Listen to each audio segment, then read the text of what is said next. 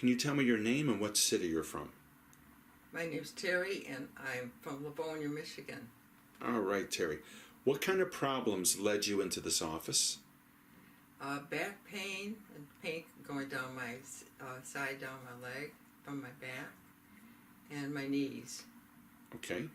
And so you had back pain, you had sciatica. How long was that going on? Oh, probably almost a year. Almost a year? Yeah. And your knee pain, how long was that going on? I guess it's been going on for quite a while, but it just got worse. Okay. And so you had stem cell therapy done about 4.5 weeks ago. Right. What have you noticed since then? How was your back pain? The back pain's gone. And what about that pain, sciatica? That's gone.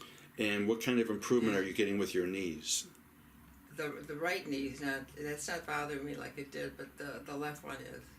And but what percentage are you? It's like 75%. 75% improvement.